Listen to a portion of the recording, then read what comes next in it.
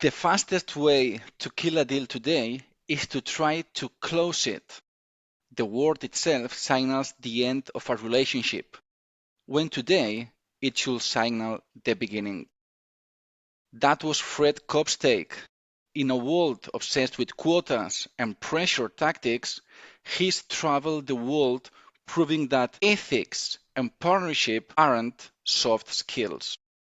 They are the ultimate competitive advantage. Welcome to the Sales Titans podcast, the show where we break down the strategies and secrets of top performing sales professionals. I'm your host, Carlos Iborra. Our guest today is Fred Copestake. With 25 years, 14 trips around the world, and 10,000 salespeople trained, Fred isn't just a trainer. He is an anthropologist of sales. He witnessed the death of the door-to-door salesman, the rise of the challenger, and now what he calls the age of the ethical partner. His 3 books chart this evolution, and he is here to deliver a potentially uncomfortable truth. Always be closing mantra isn't just outdated, it's actively harmful to your career. If you believe sales is a martial art of persuasion, this conversation will change your mind. Fred, it's an honor to have you. Thank you for joining us. Thank you for inviting me. Thank you for a lovely introduction. You deserve it. Fred, you have seen sales cultures from Silicon Valley to Singapore. What's the single most common dying sales behavior you see everywhere that people stubbornly cling to it? The dying sales behavior. I mean, if you go on LinkedIn, something in sales dies every day. Cold calling dies, emails die, LinkedIn dies even though you're there. It's crazy. So I'm not sure anything actually dies. I think things evolve. We can look at some of the things which have gone on before and we can just consider them as fit for purpose now. Yes. And are there modern tweaks? Are there things that we can do just to bring it up to date and make it a little bit more fit for purpose? So I'm not sure anything is actually dying. Maybe, no, I'm wrong. The manipulative, pushy, close at all costs, yeah, that should be dead. But it's still around, so technically it's not. So, yeah, I'd love to kill it, but it's still around. It's such a complex world. There's so many things happening. Yeah, you're right. I think that also that we are living in an era in which if you're not sure that you're providing value, don't push for a sale, right? Because the market is there. You just need to find out which is your market share. You have to knock a lot of doors to find it out. But being pushy nowadays, I agree with you. It's suicidal, right? As a salesperson. Well, if you're not sure you're providing value, that's okay. Yeah, you're right. Don't push to close. Don't push for the deal. Push to understand what value actually is. And remember, the person who defines value is the customer, not you. So work harder to align with them and to really understand what value looks like from their side.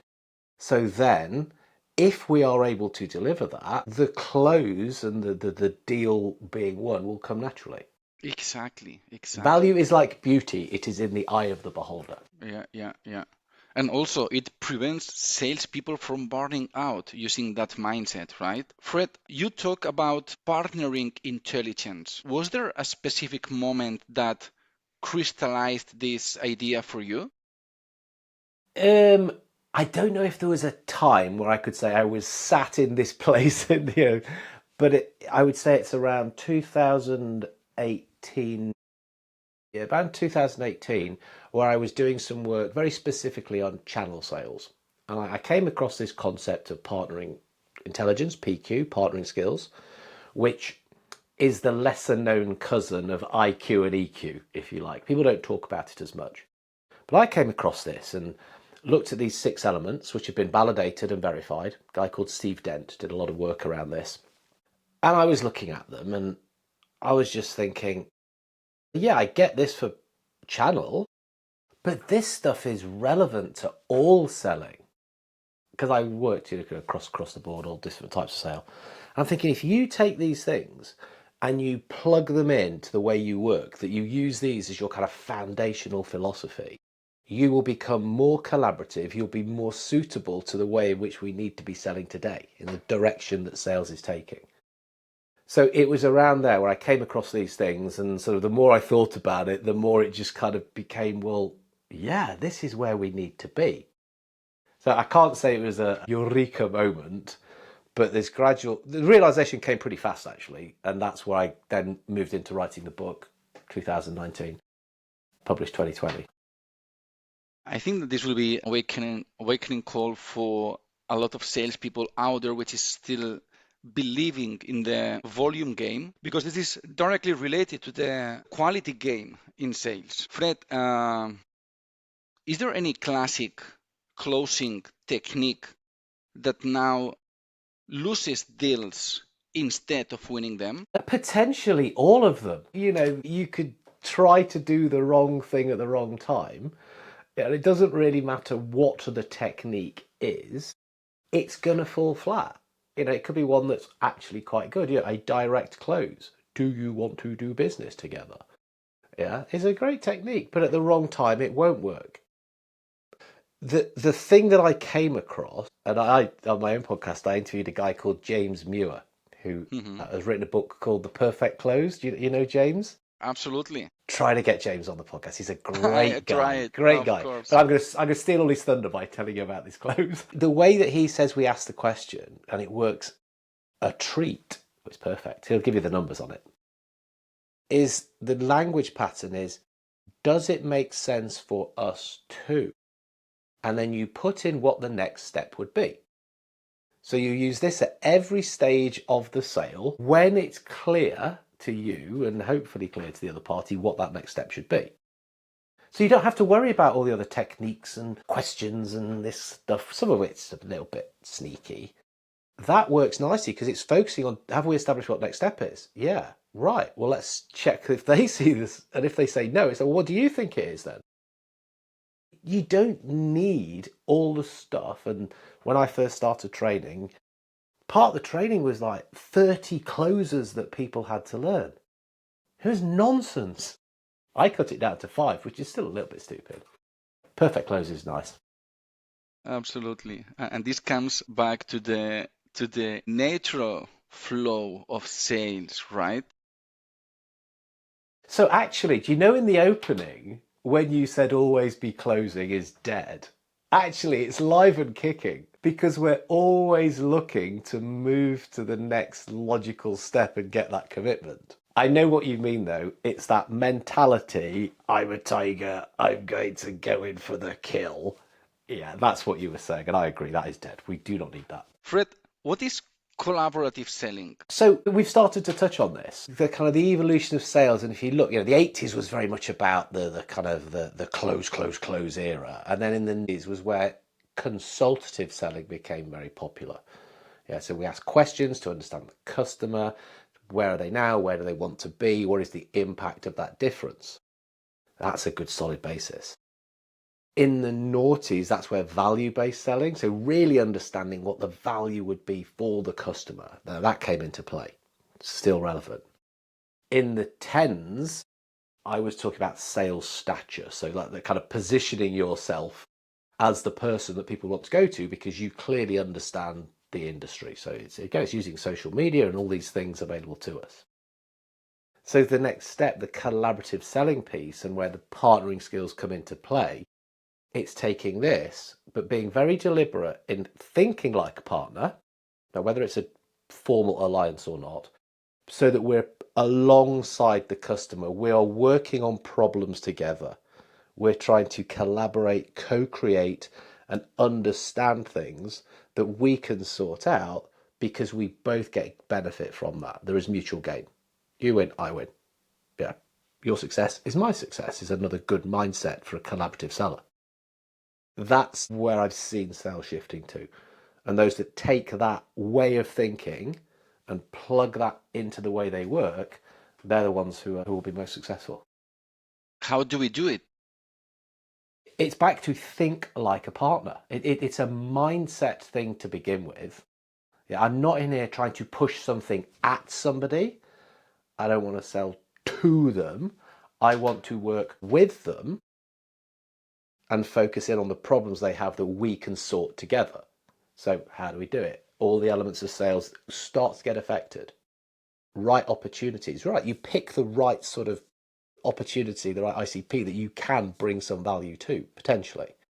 You do research to understand what are they doing now? How can I then turn up with interesting things, insight to be able to talk about that? Manage conversations effectively using that background you have, the sales skills you've got, but with the intention of being a sense maker, working with people. The solution you put together should now be becoming clear, and that it's going to benefit them, and it's the stuff you can do, because ultimately we are driving outcomes. We sell outcomes. That's a simple way for salespeople, again, to get their mindset right. You're not selling product, you're not selling service, you sell an outcome. So actually that last stage is your first stage as well, because you're looking for the people where you think, hey, together we could create some pretty cool outcomes. Because that's the stuff they care about. That's a very quick application of a think like a partner and a collaborative selling approach. Loving it. I can relate to it because personally, for example, in our agency, we are a lead generator agency. We do high quality cold calling for our customers. And one of the questions that our potential customers ask before joining our services is, what can I expect from you? How many meetings per month? How many qualified meetings per month can we expect from you? Of course, we have historic and we know which vertical we can expect more, less, so we can give a range. Now we are confident about those figures, but you're right. They're expecting outcomes. And when you are able to, let's say, clarify that, everything flows naturally again. Yeah, exactly. So if I'm using you, it's like, Carlos, I want to be in the position where I'm talking to people who you've worked out are in the right kind of space that I operate in and are looking for the kind of things that I am able to work with them to deal with. I'd be quite happy with a fewer number of those, because my time is valuable, than just get me as many meetings as you can. Anything? Yeah, anything. Okay. Mum, can you meet Fred? Brother, can you meet Fred? Friends, hey, can you all meet Fred? Fred, I've got you 200 meetings. Oh, brilliant. Carlos, they're all rubbish. You just said you wanted a number of meetings, mate. Mm-mm. It's an extreme example, but Yeah, yeah, it's a good way. yeah, Say, yeah. look, I'd be happy. I want to run 10 projects this year. I will run 10 projects. Bang. I don't need many meetings to drive those 10 projects if they're the right people, because I can guarantee a result as well. So you wouldn't have to find me many people to go to talk to. They have to be the right people. Yeah, yeah, exactly. Couldn't agree more. Fred, but in a world of quarterly targets, how do you practically sell ethically without getting fired for missing short-term numbers? Let's have a think about what ethical selling actually is and why it works. Okay. The basics of it is that it is what customers want. And when you look at some of the activities involved, they work better. So ethical selling, it's not about being some kind of goody two shoes sort of thing and it's a soft approach. It's not soft. Good selling, you sometimes have to be very robust with your customer. Tough questions to make them think. You've got to deal with that. They've got to deal with that. Not soft at all. Yeah, you're not passive. It's also not, it's not about being hard either. And it's not too hard to do it because a lot of people are doing this already. We talked about win-win, yeah? Mm-hmm. Win-win-win is the easiest way to think about collaborative selling. Customer wins, my company wins, but my conscience also wins because I am working in a way which a decent person would. I'm giving the customer space to think. I'm giving them information. to be able to make better decisions. I'm not forcing them towards something for my benefit. I'll be transparent, I'll be open, I'll be honest. I'll look to build the relationship based on understanding them and what they're trying to achieve. Those things work better. And if somebody's saying, yeah, well, I don't want to do that stuff because I've got a better way, it's like, well, I'm pleased for you.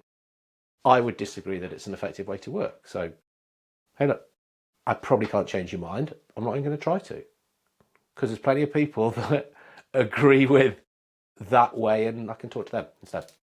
Exactly. I'm loving this mindset. In fact, I think that if every single salesperson in the world would apply this kind of philosophy, salespeople would be seen as someone that it's really providing value to the conversations. Right now, still the image of the sales people is quite ugly in some sense, right? But if this could be spread around the world for all salespeople, the image will be completely different, right? And you said something really important there. Adding value to the conversation. Okay, so we get obsessed with adding value to the solution, to the way in which we're going to sell.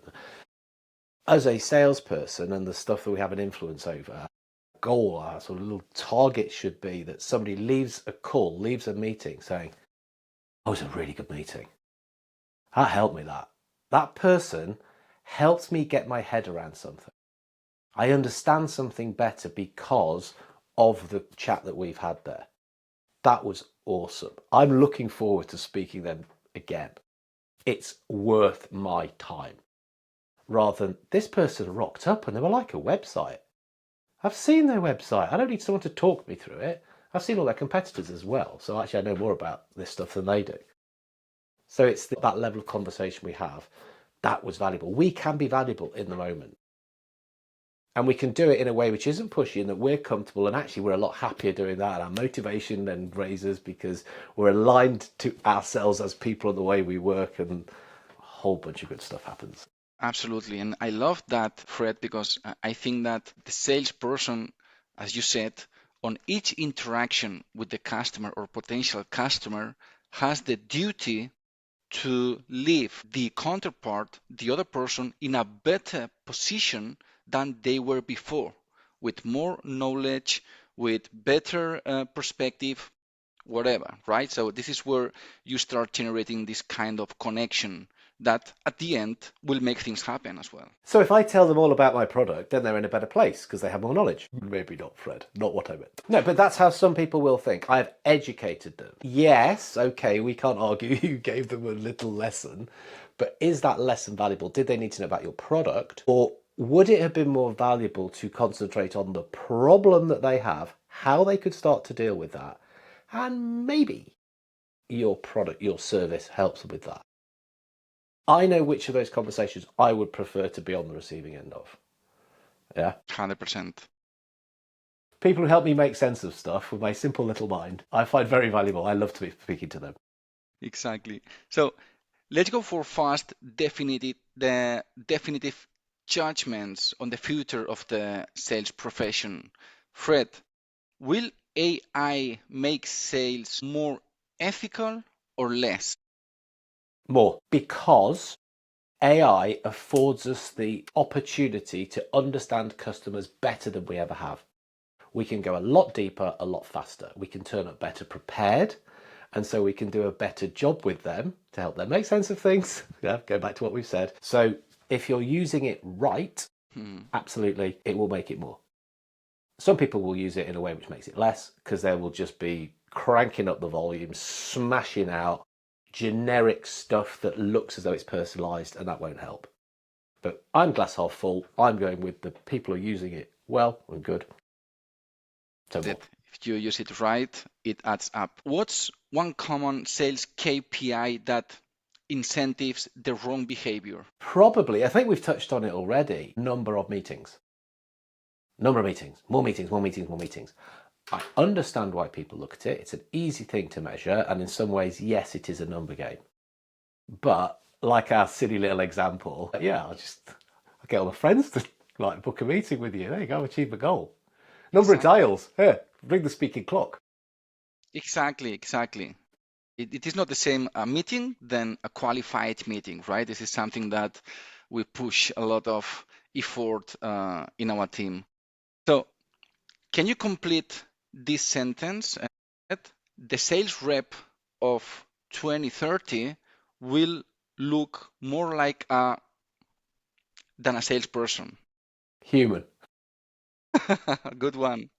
Loving it.